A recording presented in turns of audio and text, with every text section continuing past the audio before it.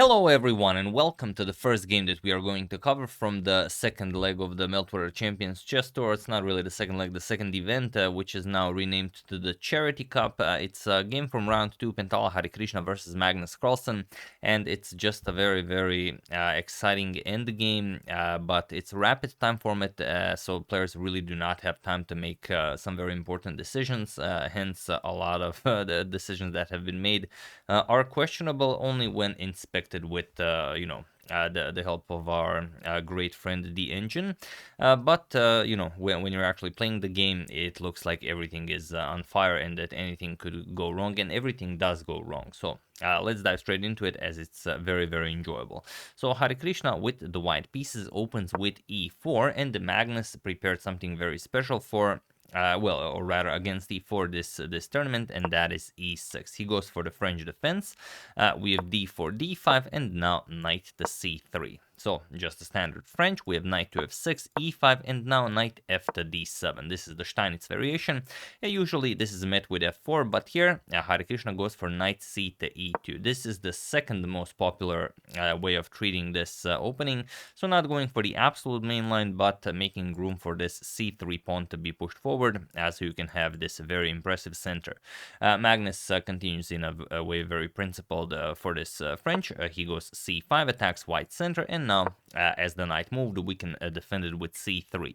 Knight to c6, we have knight to f3, bishop to e7, and a3. Now we have castles by Magnus and knight to f4. You can see that white is preparing to have hopefully a static center, and then all of his pieces will go after Carlsen's king. If you can get some h4 action and maybe bring the rook into the game, maybe go knight g5 at some point, put the queen on c2, bishop on d3, you're gonna have a very nice attacking formation. But Magnus goes queen to a5, and this is still nothing new. The problem is here some moves like bishop to e3, bishop to d3, these are all known ideas. But the move Harikrishna plays is a new move, and that move is pawn to b4. As you guys might expect, great things will happen from this moment on. So as of move 10, we have a completely new game. Let's see how Magnus deals with this and why the b4 move has been even played. Well, it's a pretty standard idea, as pretty much like it always is when you play b4. You want to, get rid of black's strong grasp on the center of the board. So after black captures with c captures on b4, he will no longer be attacking your d4 pawn, and then you can focus on doing things on the king side. Magnus accepts the challenge. He plays c captures on b4, and now bishop to d3, offering yet another pawn. Hari does this for rapid development. Magnus accepts the second challenge as well, and now, okay, you might run into some c2 check idea. So first we have to block this with tempo, as now we are attacking the h7 pawn, and you could defend this with playing g6, maybe f5, maybe h6. All of these are good ideas. Magnus plays h6, and now rook to b1. So you can see Harikrishna is getting some very impressive development for the price of 2 pawns. And now Magnus could continue with some a6, b5 ideas and try to prove that those pawn sacrifices were not all that correct, but Magnus instead decides to sacrifice a piece, or rather, he's already up 2 pawns, so he's gonna collect 2 more, and then it'll be like he gave up a piece for 4 pawns, which is, not a bad deal. So he plays knight captures on d4, completely shattering white's center, knight captures on d4, and now knight captures on e5. So now if you count the pawns, white 4 pawns and Magnus 8 pawns. He still has all of his pawns. Not only that, he has a passed c pawn already on c3. So here bishop to e2. He doesn't want to allow a knight to trade for this bishop here, and now comes knight to c6. Interestingly, the position is already close to winning for Magnus, but like I said, this is a rapid game. You have to you would have to really spend time to find this, but bishop to d7 is the way to go. After the bishop comes to a4, then you kick away the queen, then the pawn comes to c2. It's all very interesting, but you have to calculate rook captures on b7, and this is rapid. You only have 15 minutes, so you can't allow this. But for your viewing pleasure, I will of course show it. Bishop to a4 attacks the queen. Now comes knight to b3. We attack black's queen. Now bishop to d6. We remove this bishop. That was a target for the rook from b7, and now white will just castle, and now rook f to b8, and we say, all right, now white is close to losing this game. because there really isn't a good move you can play here. For example, if you just trade captures, and trade queens, knight captures, bishop captures, yes, you are still up a piece, but let's say after bishop to e3, we're going to move the bishop back, bishop to e4, pawn is coming to c2, and black is winning this. So very, very interesting, but of course impossible to spot in such little time. So Magnus continues with knight to c6. He offers a trade of knights, and now just knight back to b3, attacking the queen here. Magnus brings the queen back, queen to d8, and now comes queen to d3. And this is very interesting. Queen captures on c3 is a very straightforward way of sort of equalizing. Queen to d3 leaves all the complexities on the board and allows Magnus to continue having his past c3 pawn, but white will have some attacking chances, I guess. So Magnus defends it with d4, and now knight to h5. Now we are already threatening some bishop captures on h6 ideas. And Magnus, well, he doesn't believe this. He just plays e5. And this is now extremely dangerous for both of them, as look at this massive pawn chain in the center of the board. But Magnus is allowing bishop captures on h6. And while this should be played, Harikrishna doesn't play it. But I will show it as it's again beautiful. The bishop, of course, cannot be accepted. If the bishop is accepted, then queen g3, and then it's, well, just lost. Well, it's not lost, but for example, if you move the king, you're getting checkmated. If bishop g5, you're going to play h4, and already you can see that white is definitely having all the compensation white needs. So you're going to have to play something like queen to d6, then comes the bishop captures on g7, attacking the rook, and even rook d8, but this does not look like something you want to have in a rapid game. So instead, after e5, we have just castles by Harikrishna, and now Magnus kicks away the knight with the g6. We have knight back to g3 and h5 now. The situation on the clock, as I know you guys are interested in this, is 6 minutes for Hari and 2 minutes for Magnus. And here we have f4, trying to destroy Carlsen's strong center here, and now Magnus plays e captures on f4.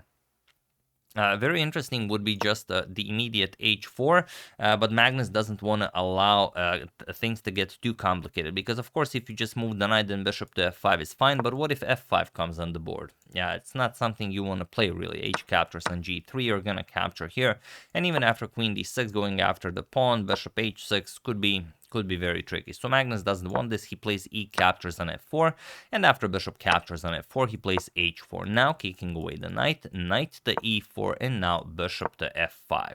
Pinning the knight here.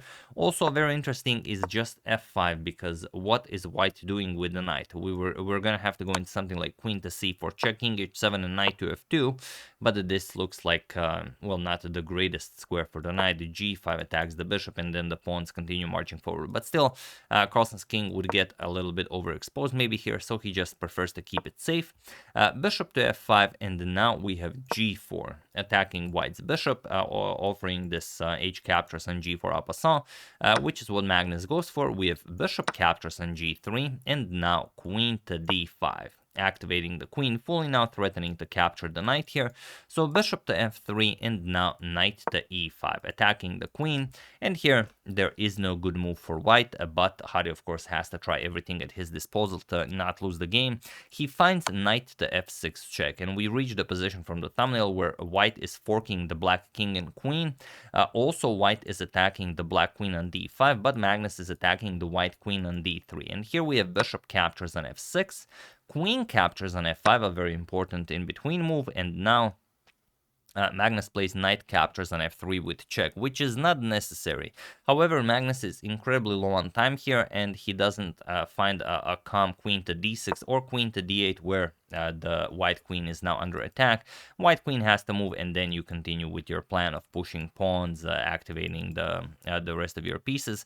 But you know, he is already below the 1 minute mark. So he plays knight captures on f3 with check, queen captures, and he goes for a queen trade. Captures, and bishop to g7. And now we have this endgame where Magnus is up 4 pawns, but Harikrishna is up a full knight. So how will this go? Knight to e1, a1, he wants to go to c2, then go after the pawn, and now rook f to e8. We have king to f1, not allowing the rook to infiltrate. Now comes to rook 8 to d8, so fully mobilizing the rooks, and now rook to d1. So the situation on the clock is 3 minutes and 30 seconds seconds for Hari and less than a minute for Magnus.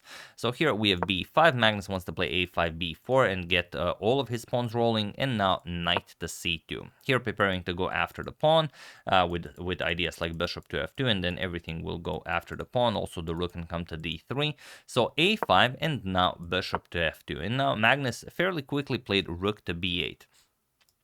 Interestingly, b4 is the strongest idea here for black, but it seems to be insufficient, because after captures and captures, we can play knight captures on b4, and after rook to b8, we can simply play bishop captures on d4. That's the problem. We give up the piece, and after rook captures on b4, we're going to play bishop captures on c3, and we get to this position where black is up only a pawn, and this should not be enough for black to win the game.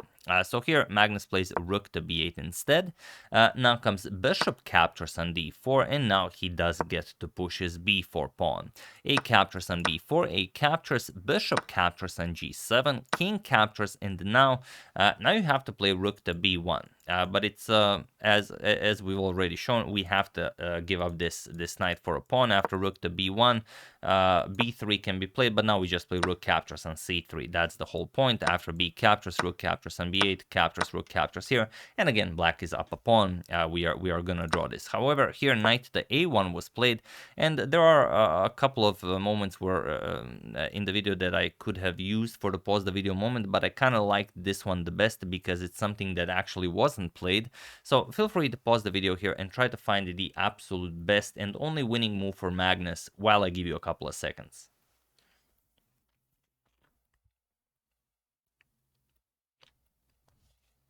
So for those of you who were able to do it, congratulations on being a true master of the endgame. I have no doubt you spend every available moment of your free time studying the endgame.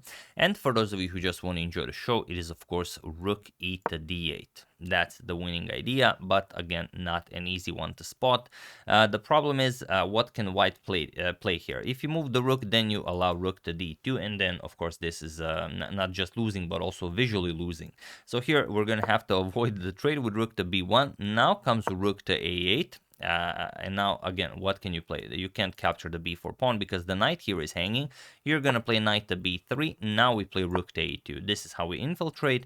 And now, after something like rook to f2, offering a trade of rooks, now we play c2. And after rook to c1, now rook d3. We go after the knight. And now the problem is you would gladly give up the knight, but there's just no good way to do it. After something like knight to d2, we're going to play rook captures on d2, rook captures on d2, and b3. And now white is up a full rook, but it doesn't matter. At some point, white will have to give up a rook for one or two of these passed pawns, and then, of course, we're going to win the game. It's very unlikely that you will be able to grab both of them, because after b2 is played, that's just the game. But this was not played. Like I said, Magnus is below the 1 minute mark. He played rook to a8 first, and this does not work without the inclusion of rook to d8. So here we have a rook to f2 first. Now, if you go knight to c2 again, you could play this, but then after b3, we just play rook captures on c3, and we don't care. B captures, rook captures, and white is very happy here. He defended well. So instead, rook f2, and now f5 by Magnus. Now he starts pushing the pawns. We have knight to b3. Now the knight is successfully brought back into the game. Rook to e3. Now comes rook to b1, and now rook to c8. So Magnus now is ready to push the pawn. Knight to d4, gaining control over the c2 square, and also the knight here controls not only c2 but b3. So rook to c4, attacking the knight, and now knight to c2, attacking the b4 pawn. So rook e to e4, not just the b4 pawn, the rook is also attacked. So rook here guards the b4 pawn, and now rook to e2, offering a trade of rooks. Rook to h4, just keeping an eye on this pawn, avoiding the trade, and now king to g2. So how do you proceed here? Well, king to f6. This is a very, very intense endgame, and it's objectively it's a draw, but both players are now very low on the clock, and it's not easy to play. We have h3, king to g5. Now comes king to h2. We have king to f6, king to g3, g5. Magnus not interested in a repetition. Rook b to e1. Now doubling on the e file, going after this check. So rook to c6, Magnus prevents check, and now rook to b1, again with a double attack on the b4 pawn. Rook to b6 defending, and now rook to b3. We have king to g6. Now comes rook to e8. And here, rook to d6. Ready to infiltrate with the rook, but now you have to play rook captures on b4. This is the only way for white to play this. Rook captures. And now, of course, we don't trade, but the point is after rook to d3 check, king f2, rook d2 check, we have the rook on the e file to help block this check, and now white is perfectly fine. However, Harikrishna played rook to g8 check first, Magnus played king to f6, and now rook to f8 with check. The problem here is that now, once you've moved the rook away from the e file, you can no longer play this, because now, of course, rook to d3 check, king will move, rook to d2 check, the knight is not defended, and you don't really have all that much counterplay. It's going to be like king g3, f4 check, king f3. We can even capture on h3 with check, king to e4, rook to e2 check. Now once the king moves, we're going to capture on c2. The pawn is defended, everything is defended, we're just up 3 pawns. Of course, now this will be completely winning. So instead, after king f6, rook to f8 check, we have king to e6, and now rook to e8 with check. King f7, rook to e2 now. But it doesn't really help, because rook to d3, and now how do you play this? We have king to g2, or you block with a move like rook to e3, but then we just capture, rook captures, knight captures, and then of course f4 check wins the game. So here king to g2, now comes f4. Threatening f3 with check. So here rook to f2 defending against this, but now rook d captures on h3, and now we are up 4 pawns, or rather we have 4 pawns for a piece, and this is completely winning for Magnus. Knight captures on b4 was played, but now it's much too late, because it's actually a forced mate in 3. Rook to h2, rather rook to g3 with check, king to f1, rook to h1 with check, and it was in this position on move 61 that Pentala Harikrishna resigned the game, as there is nothing more to be done here. After king to e2 is played, rook to e3 will be checkmate, as the pawn covers the d2 square and the rook covers the entire first rank.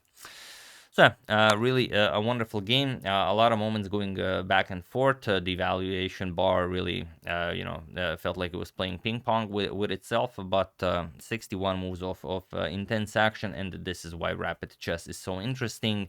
Harikrishna brought a lot of fun and thrill to the table with that b4 idea, sacrificing b4 and c3. But Magnus was able to grab the pawns, it takes two to create a great game, and here Harikrishna just allowed it, especially after he played this queen to d3 move, going for trying to keep the queen on this light square diagonal and allowing the pawn on c3 to survive. That's where the game for the 5th time became incredibly interesting. But yeah, that's the game. Sorry for a bit of a longer recap, but as you've seen, it was quite the game. So thank you all for watching. I would like to thank Brooks, Lezian Force, CDs for Trade, Timo Salo, and Kojo Wushu for your contribution to my channel. Thank you a lot. I really appreciate it. As usual, you can check 2 of my previous videos here. Thank you all for watching, and I will see you soon, continuing the coverage of the Charity Cup until it ends. So thank you all. I will see you soon, and have an excellent rest of your day.